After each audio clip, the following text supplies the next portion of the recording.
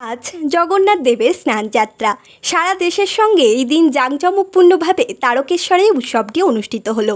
এই দিন তারকেশ্বরের বাসস্ট্যান্ড সংলগ্ন একটি আবাসন প্রাঙ্গণে আন্তর্জাতিক কৃষ্ণ ভাবনামৃত সংঘ ইসকনের পরিচালনায় এবং ইসকন শ্রী মায়াপুর আউটপোস্ট তারকেশ্বর শাখার ব্যবস্থাপনায় এই স্নানযাত্রা উৎসবটি অনুষ্ঠিত হয়।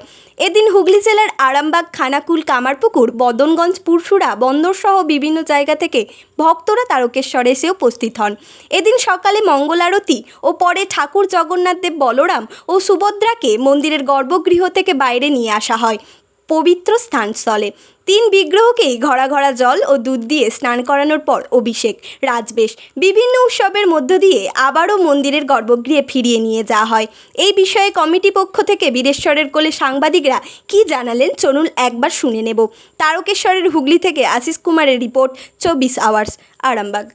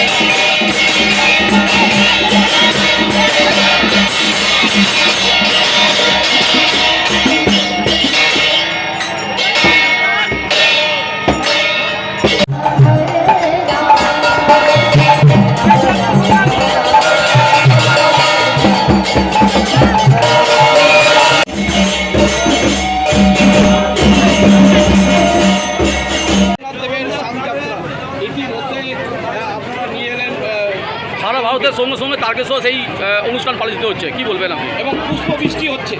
আমাদের তারকেশ্বরের এই রথযাত্রা শুধু তারকেশ্বরের নয়, হুগলি জেলাবাসীর মধ্যেও একটা উদ্দীপনা সৃষ্টি করেছে। হুগলির বিভিন্ন জায়গায়, আরামবাগ, কামারপুকুর, বন্দর, খানাকুল, রাজবলহাট, বিভিন্ন জায়গা থেকে এখানে ভক্তরা সমবেত হয়েছেন।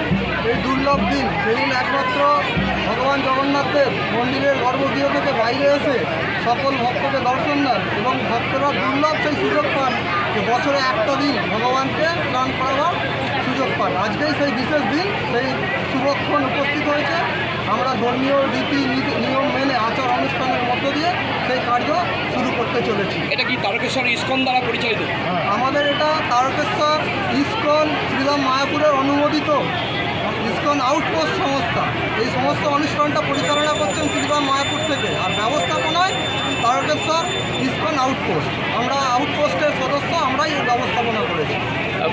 যা নিয়ম নীতি, সেই নিয়ম নীতি মেনেই হচ্ছে। এখানে আমাদের কোনো ব্যক্তিগত নিয়ম নীতি বা কোনো অভিমত নেই। ওই সারাদিন ধরে কী কী অনুষ্ঠান কর্মসূচি আছে?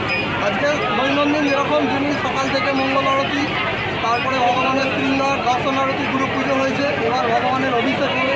অভিষেকের পর ভগবান আবার গর্ভগৃহে যাবেন, সেখানে ভগবানকে পুষ্পাভিষেক করা হবে। পুষ্পাভিষেক করার পর ভগবানের রাজবেশ হবে, তারপরে প্রসাদ ভোগ লাগানো হবে। ভোগ লাগানোর পর ভগবান গজবেশ ধারণ করবে। গজবেশের একটা পৌরাণিক লীলা আছে। এই বিশেষ দিনে ভগবান বস্তিরূপে ভগবানের এক ভক্তকে দীক্ষা দর্শন দিয়েছিলেন, সেই জন্য আজকে ভগবানের গজবেশ করানো হবে। তারপর লৌকিক নিয়ম অনুসারে ভগবান 15 দিনে শরীর অসুস্থ হবে, উনি অন্তরালে চলে যাবেন। আপনার নাম? আমার নাম বীরকৃষ্ণ চৈতন্য। এই কমিটির